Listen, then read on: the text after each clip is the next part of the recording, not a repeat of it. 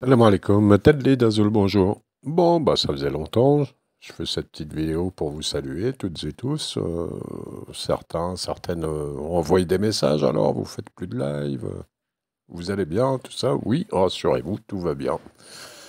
Simplement, j'étais en voyage, et puis de temps en temps, c'est vrai que je déconnecte des réseaux sociaux, tout simplement. Donc il n'y a pas eu de live, bon, ça reprendra un de ces jours, hein, il n'y a pas de problème là-dessus. Fragfren vous salue, Rachid, avec qui je suis toujours en contact, vous salue toutes et tous aussi. Donc bah, là, je suis donc en Algérie, et, bah, au travers d'une petite balade là dans les Aurès, du côté de Renchela, dans la partie aride des Aurès, parce que vous savez bien, il y a deux parties, une partie très verdoyante, avec des sapins et tout ça dans les montagnes, très très verdoyante, et il y a une partie, comme vous le voyez, très aride, qui est mon coin plutôt. Voilà, dans un petit chemin de montagne très très peu fréquenté. Alors, sinon, côté live, l'actualité, bien sûr, il se passe toujours plein de choses dans le monde, hein, et en Algérie. On tâchera de reprendre la chaîne, sur la chaîne des Eddy, notre destin aussi, hein, de temps en temps. Bah, dès qu'on le sentira, quoi, tout simplement, hein, voilà, c'est... Parce que faire des lives pour faire des lives, bah, comme vous savez, ça m'intéresse pas spécialement. Donc, si j'ai vraiment quelque chose à dire, je le dirai. Alors, j'ai vu hier hein, le live j'ai écouté le live avec Linda Larbaoui et Malik, artisan Malik. Très très intéressant ce live, hein, on apprend toujours plein de choses.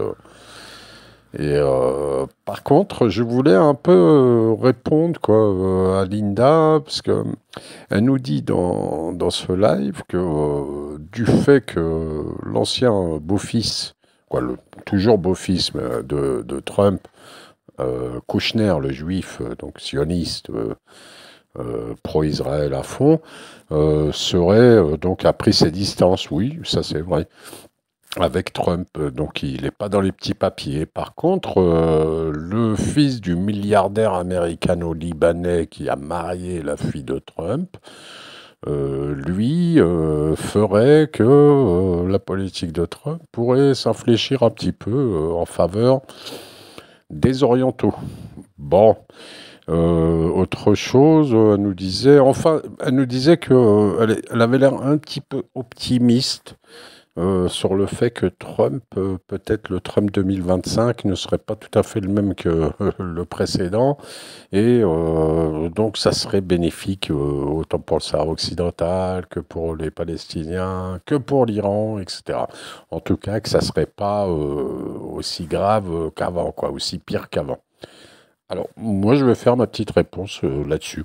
Voilà, comme ça, on va traiter juste un mini-fait, ça va pas durer longtemps, qui est cette élection du maître du monde, Trump.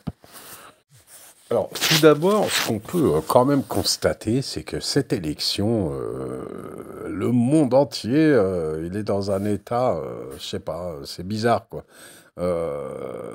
Tout le monde veut conforter sa position par rapport à Trump.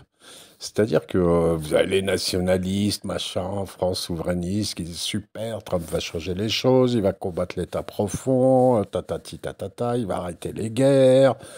Hier, Linda était assez optimiste pour l'action qu'il allait mener.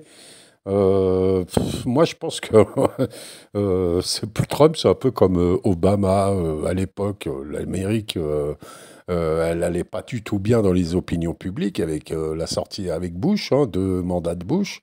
Et il a fallu faire un coup marketing en mettant Obama, un noir au pouvoir, et qui allait prix Nobel de la paix, etc. Et vous vous souvenez l'effet que ça a fait au début. Eh ben, Trump, c'est un peu pareil.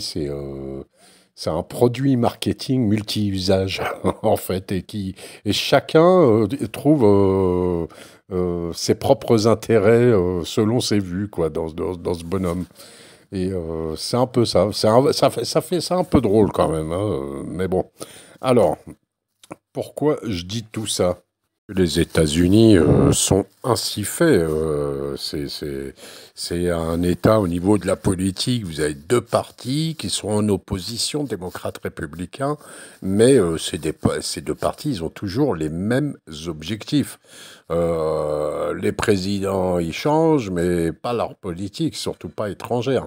Vous avez des stratégies, des tactiques qui varient comme ça marginalement, mais entre les différentes administrations, démocrates ou républicains ou trumpistes. Mais le point essentiel, c'est que l'orientation politique, elle ne change pas. C'est toujours dans un cadre impérialiste et leur seul but, c'est la soumission complète au projet hégémonique américain. Il n'y a rien d'autre qui est toléré.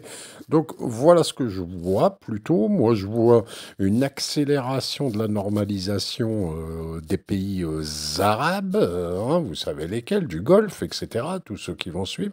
Donc une accélération, notamment l'Arabie saoudite. Qu'est-ce que je vois au Liban? Plutôt, bah oui, il a son beau-fils qui est libanais, le père de son beau-fils est un milliardaire qui est proche, qui va être nommé plus ou moins conseiller pour le Liban, le Moyen-Orient. Donc je vois plutôt une accélération anti-Hezbollah à l'intérieur du Liban. Vous voyez, ça va être un petit peu ça politiquement. Qu'est-ce que je vois sur l'Algérie? Peut-être, ouais, peut-être vu que Exxon et Chevron, avec qui l'Algérie a anticipé des accords dans l'énergie, vu que ces deux sociétés-là, elles sont hyper influentes au niveau de la politique étrangère américaine, peut-être, oui, ça peut être, ça épargnera à l'Algérie des problèmes pour le moment avec cette administration.